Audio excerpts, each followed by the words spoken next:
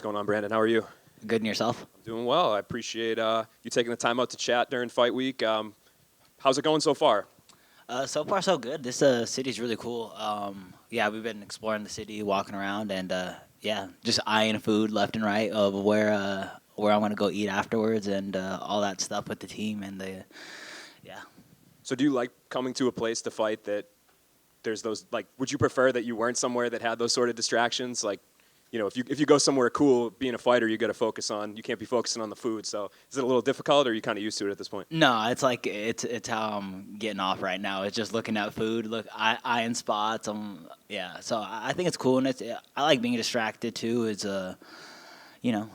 something to do throughout the day. I'm out here with the whole entire team, so it's a cool week. So we're just kind of like shopping, checking out spots where we're gonna go eat, and then all the spots I've checked out so far, it's like I can't possibly get to that amount of food in this short amount of time, but I can't wait.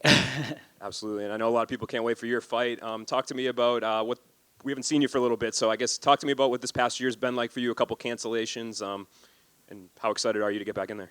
Oh, it's been almost a year, and that was like one of the things too. Is I was just like, I want to get back before a year, so I started making some call-outs, and Matheus Nicolau and I think Kai France are the two I called out because they're right in between each other, and it was like, right in between me, and they're unbooked, and it's like, I need to. I don't want these two to fight each other and me get passed by, and I just didn't want to wait any longer, and so I called them out, and I was fortunate enough that Matheus Nicolau answered the call, and. So I'm so excited to be back. I'm happy that the whole year gap didn't come through. The last year has been more than frustrating because it's like that. I had 2 fights right off the bat, and I was like, I'm gonna have more fights this year than any other year. And with the Askarov fight getting canceled, I took a short notice against Amir Albazi, and then I broke my wrist somewhere in that camp, and it was just like it ended up just being really frustrating because it was like I'm on a roll, and I'm like I'm about to have 3 fights right off the bat, and then.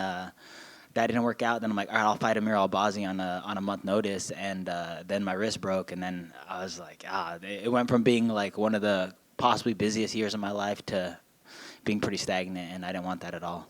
And I guess how do you deal with that mentally? I know injuries are something that you've dealt with before, but was this particularly frustrating just because of the fact that you started that year so hot and then to kind of have to take a break? Yeah, and it was really frustrating because I was going to fight Askarov, and I was pretty much all on weight at that point. I walking around I woke up 127 that morning, and it was just like, oh yeah, I'm gonna earn the opportunity to go up in the rankings, prove a statement that I'm one of the top flyweights in the world, and then it was just like setback after setback, and it just turned out to be a little bit of frustrating. But there's a lot of growth in there, and there's a lot of opportunities, and it gave me a lot of time to prepare for Nicolau. And I already had him kind of in my head after he beat Matt Snell, and I'm like, okay, this could be the possibly next fight, and just navigating where I go from there, and who else are the top 5 opponents that were free, and there was a lot of them at the time, so. I was just trying to navigate my career, and that's why I was like so desperate to make a call. I don't even like calling people out like that, but I was like, I needed to because the moment I called them out, the next day I had a fight, and I was like, perfect. I should have done that months ago, honestly. So, yeah. And do you feel like they just announced, or Hunter Campbell told ESPN that it's going to be Moreno versus Pantoja in July? Do you feel like if you go out there and get a win in this fight, like you versus the winner of that, or? Yeah, and I heard Figgy's staying at flyweight, which is cool too. But it's like. Who else is there? If Figgy doesn't stay at flyweight, then I'm the next highest up there. I mean, Kai France is ahead of me, but he's coming off a loss, and I already beat him. So it's like, who else is there? I go out there and make a statement. I think this is a title contention fight, and at the very least, I'm weighing in as a backup for that fight.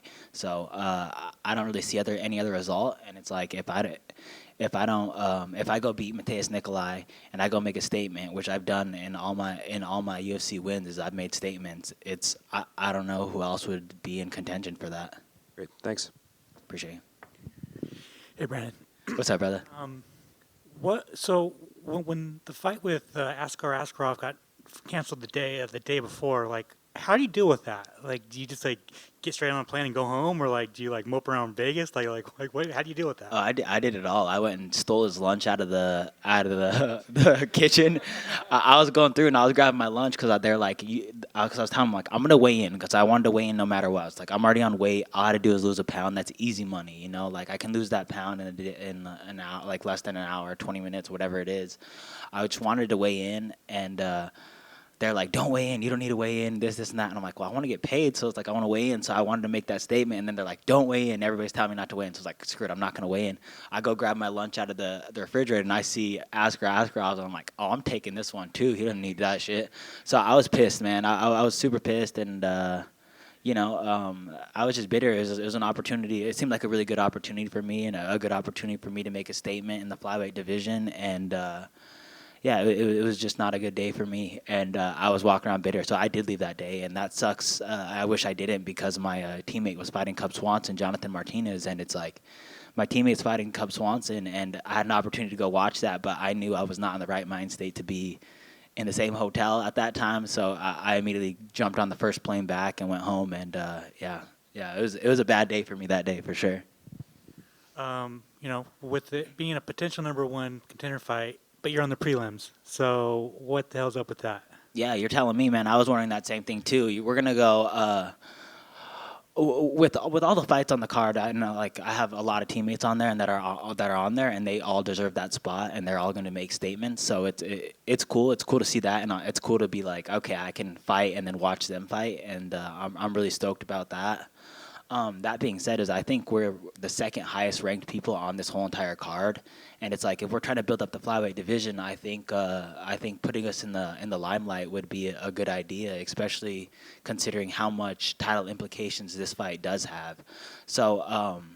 I thought that was a little weird, and it's just like if we're building up this division, let's build it up, and if we're gonna build up this division, let's go put the most exciting fighter in the flyweight division in one of the top spots, and that's me. It's like I've made statements time after time, and I think I proved at the very least I'm the most exciting flyweight in this division, and it's like if I have to go out there and do that again, then I'm gonna do that no matter what. I don't really have a choice. I'm gonna do that no matter what because that's who I am.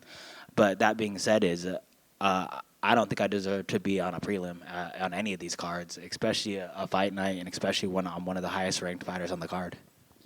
And you're fighting on a fight card with Max Holloway. Are you a fan of Max Holloway?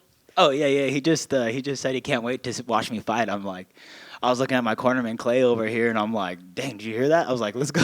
I was like, why were you not recording that interaction right there, man? I needed all that. So that was pretty dope, man. That obviously I think everybody's a huge Max Holloway fan, but just little moments like this and being in the UFC is like it's still unreal to me. I still have these moments where I'm like, dang, I can't even believe like somebody recognizes me or whatever it is. So it's like when you get like blessed by your peers, or especially the Bless Express, you know what I'm saying? So that's always like I'm doing the right things. I'm getting validated in these little weird ways, but it's also just like if I was a boring flyweight, nobody would say that, but I go out there and make statements. So it's just another proof point that's like what I'm doing is working, and I hope one day the UFC sees that because I feel like I should be in one of these top spots.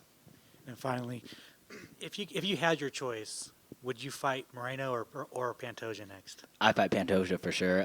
That's definitely something I think about every day. I feel like the Moreno victory, I was in a good position until my shoulder dislocated. I felt like I was on top of him, ground and pounding and attacking a submission, and then my shoulder dislocated. And with the Pantoja, I have zero excuses. I just hate myself for it. So definitely Pantoja. I definitely want that fight back somehow, some way. That's the only fight I've ever felt like I really lost.